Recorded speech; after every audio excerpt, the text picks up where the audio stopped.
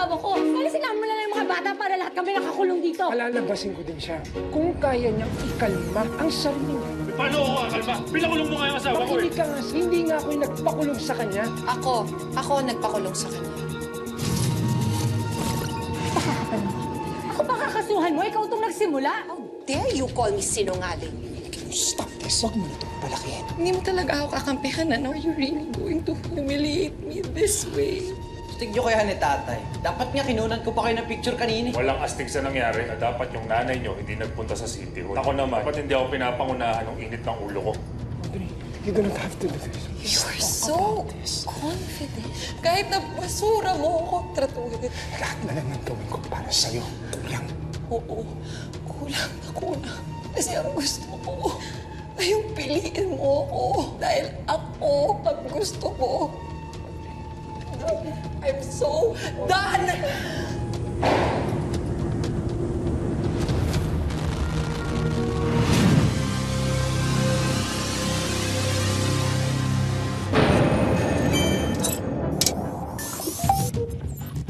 Nilip mo ang kapatid ko! Nilip mo ang ate ko!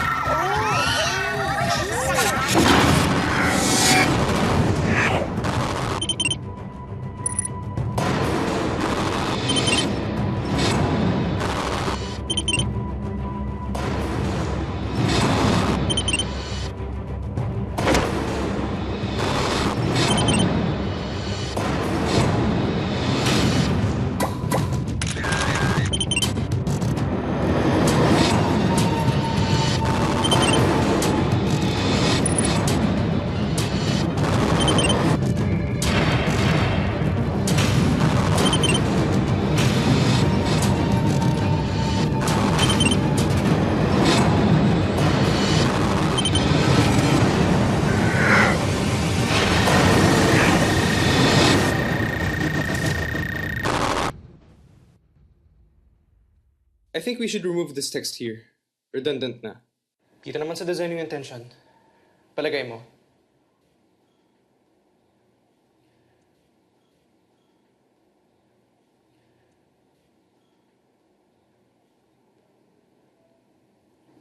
Nung isang araw lang init ng ulo mo. Dahil gusto mong perfect ang presentation natin. Ngayon, you can't even look at it. Ano ba kasi yan?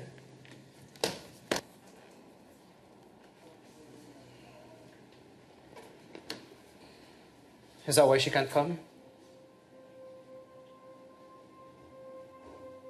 Nakausap mo na ba siya tukol dyan? Kung ano ba talaga nangyari sa kanya? Kung ayaw sabihin, hindi ko siya pipilitin. Wala ka ba talagang gusto sa kanya? Serious question na. Kung meron, you know it's going to be complicated, di ba?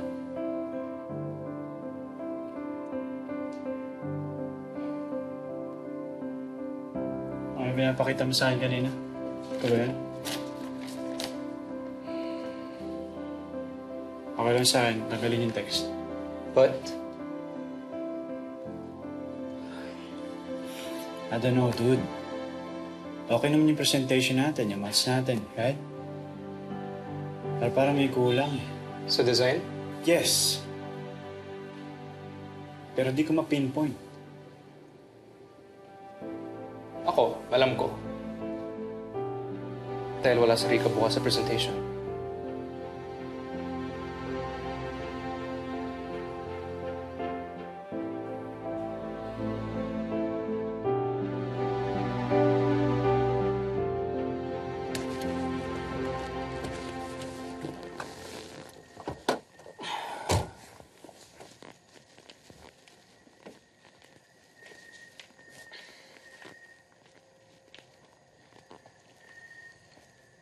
You never told me why you drank. Dahil ba kay Rika? Because she's working with Kyle? I outed her sa office niya kanina. Dahil sa ginagawa niya sa'yo. Tapos si Kyle, ako pa yung ginawang kontrabida. He's not worth it, cuz. Kung siya lang ang I dahilan... told you, hindi nga. It's a lot of things. Naghalo-halo na.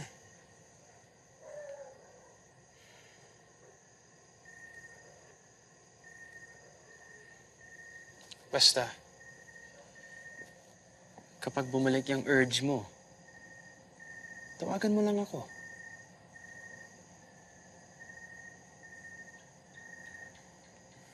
But Rave, kapag naging out of control to, alam mong kailangan kong sabihin kina tita.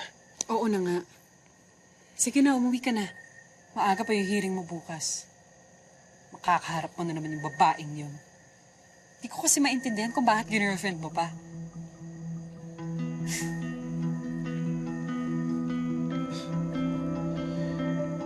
I'm not worried. Wala naman ako dapat ikatakot. Yeah. Okay, good luck.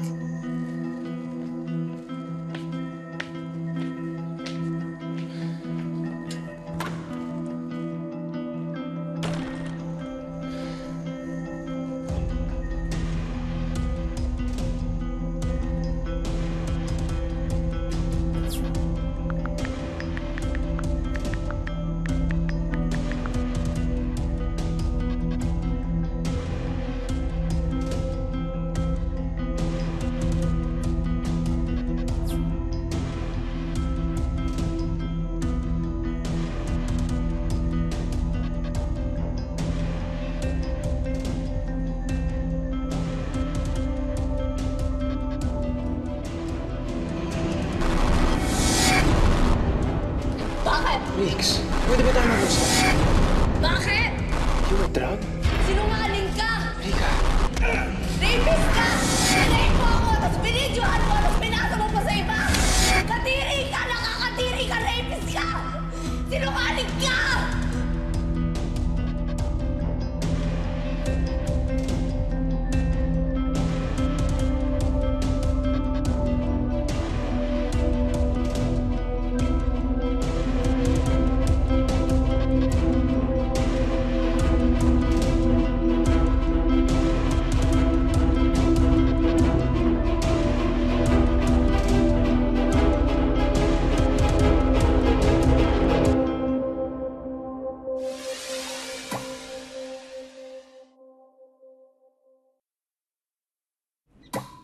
Presentation is ready. Would have preferred you present, but I know importante yung kailangan mong gawin.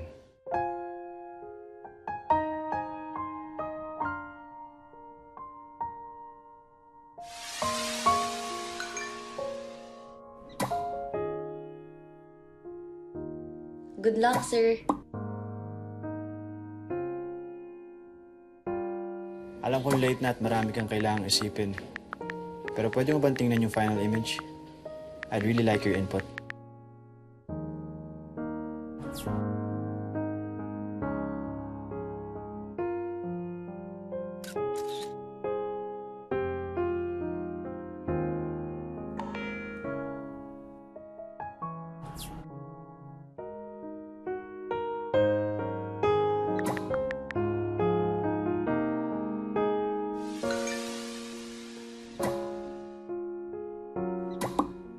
Maganda, sir. Perfect.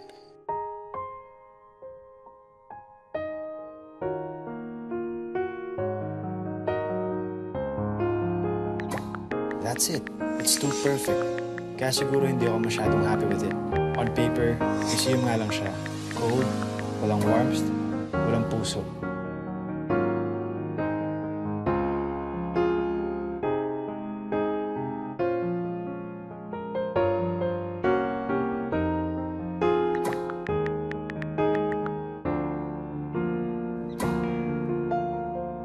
O baka nag-overthink lang ako. Kumpara kay Mr. Perez lang to. Hindi puso ang hanap nun. Pera. Marunong ka palang mag-joke, sir. Kaso, hindi bagay. Lagi ka kasing seryoso. Parang ganito. Kaya kami palaging ganito.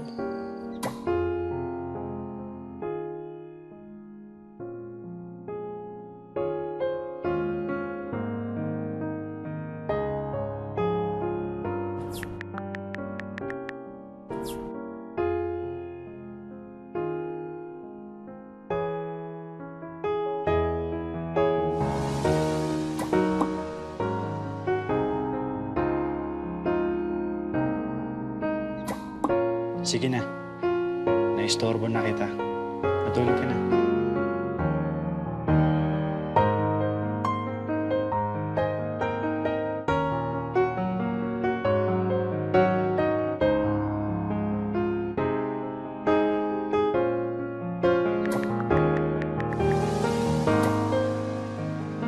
Ayos lang, sir.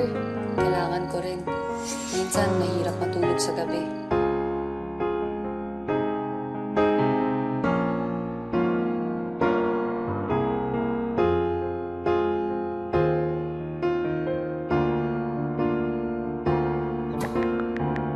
Kung kailangan mo ng kausap, kahit buong gabi, nandito lang ako.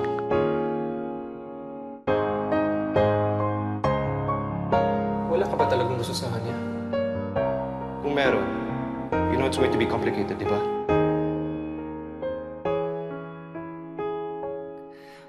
Papawiin ang lahat ng pangamba. Narito ako laging kasama. Pangako sa muling pagsikat ng araw ay naroon ako. Naroon Sige, sir. ako. Good night. Good luck din po bukas. Ulap man ay magdilim, masahan naroon ako. Naroon ako, hinding-hindi ka na muling mag-iisa. Pangako, mamahalin kita magpakailanman. Papawiin ang lahat ng pangamba. Narito ako laging kasama. Pangako Good night. sa muling pagsikat ng araw ay naroon ako. Naroon ako.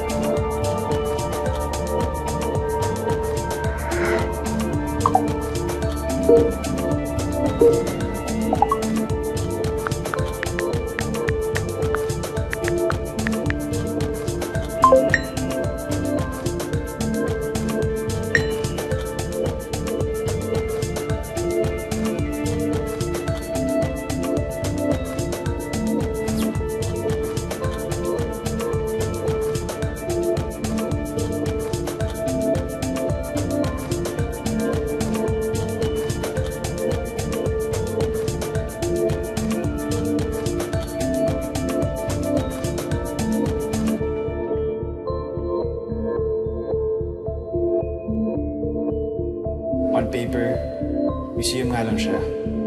Cold, walang warmth, walang puso.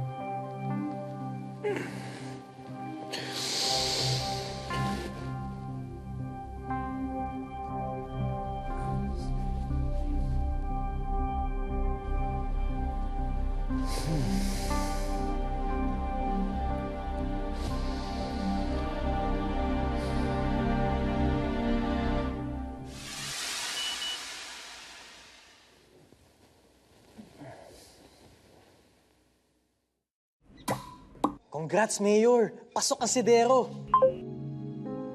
Congrats, Mayor! The best po talaga kayo. I just saw it. Inannounce sa website nila. We couldn't have done it without you. Congrats, Mayor! See you sa awarding.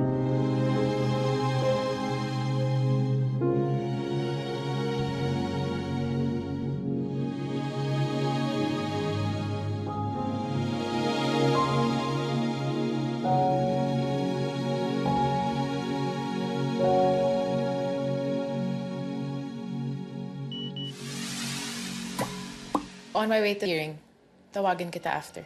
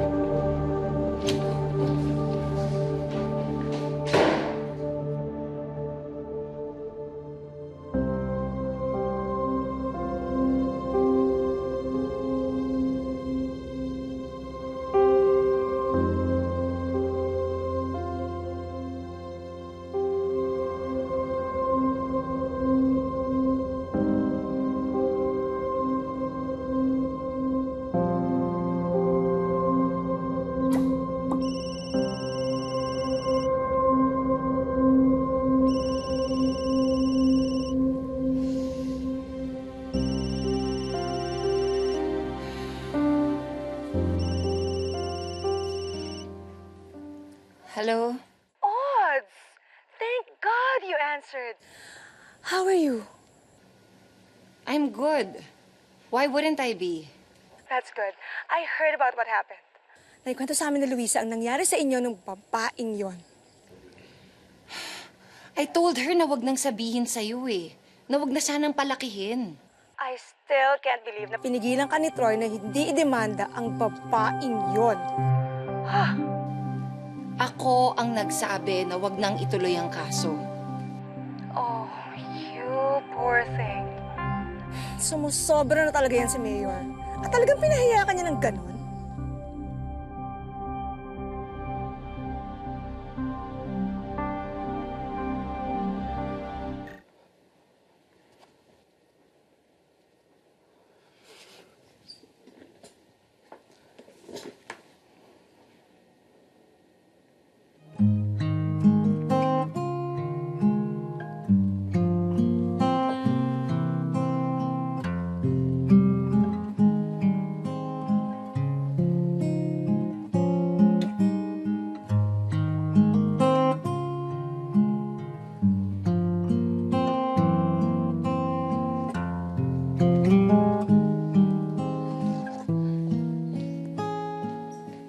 Sir, You're here. Anong ginagawa mo dito? idadaan ko lang po. Di ako makatulog kagabi kaya tinignan ko ulit.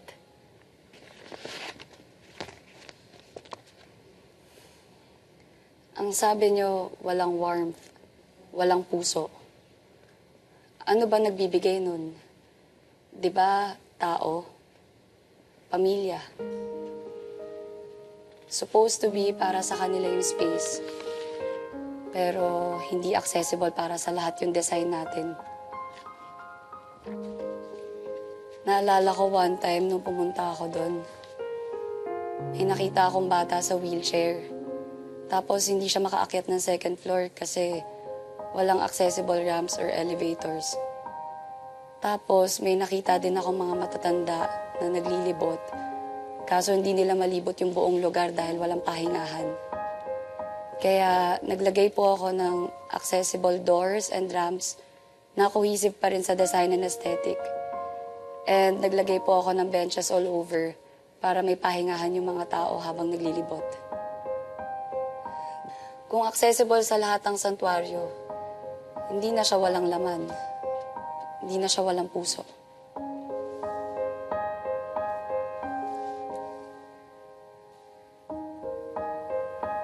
Pero sir, kung ayaw niyo po idagdag, ayos lang. This is amazing, Rika. Nakuha mo yung puso ko. I mean, yung yung sinasabi ng puso ko. Talaga, sir? Thank you. Buti na lang nagustuhan ninyo. Buong gabi ko yung pinaghirapan eh. Bakit ka ba nag-thank you? Ako nga itong dapat magpasalamat sa'yo kasi ako yung nakaka-istorbo. Hindi mo naman dapat ginagawa ito pero buong gabi mo trabaho. Actually, sir, ang totoo, nakatulong nga yan para hindi ko maisip yung kailangan ko harapin ngayon. Kaya, salamat.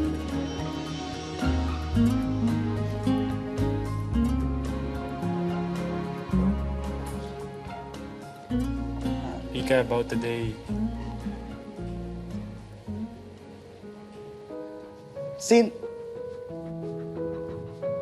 Rika, uy! Makakasama ka sa presentation?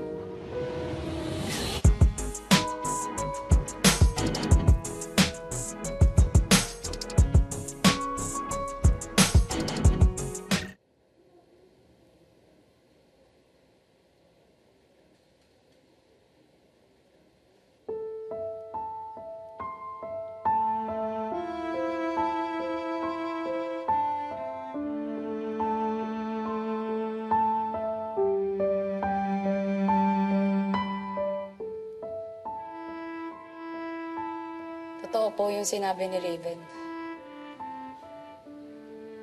Nagsampa ako ng kasong rape kay Jigs Ramones pagkatapos mag-viral ng sex video naming dalawa. Pero hindi totoong sinungaling ako. Kaya ako nagpaalam mag-leave ngayon. Dahil ngayon yung unang araw ng hearing ng anti-voyeurism case laban kay Jigs at sa kaibigan niyang nagpakalat ng video. Na-dismiss yung kasong rape. Kaya sa ngayon, ito lang yung pinangahawakan ko para makabawi sa mga taong nang-violate sa akin.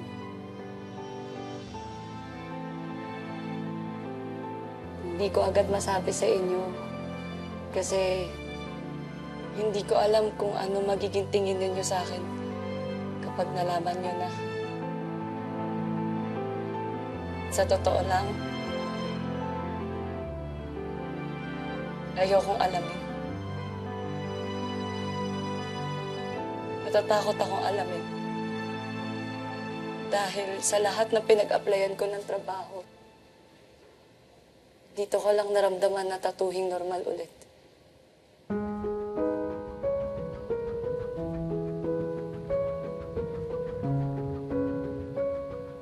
Kaya sana kahit ngayong alam nyo na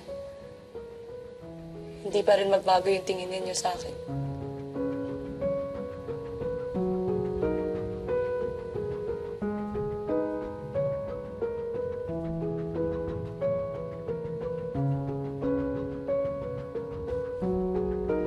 Tibayan ng loob, di ka dapat matakot sa nakabibinging ingay ng mundo.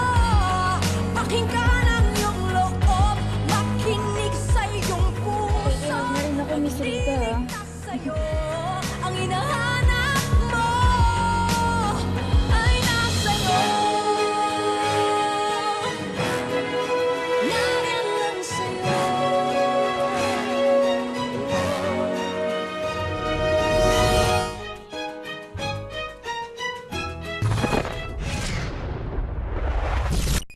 Makamalay ka pa sa hearing mo. Rika, good luck. Give them hell. What's happening?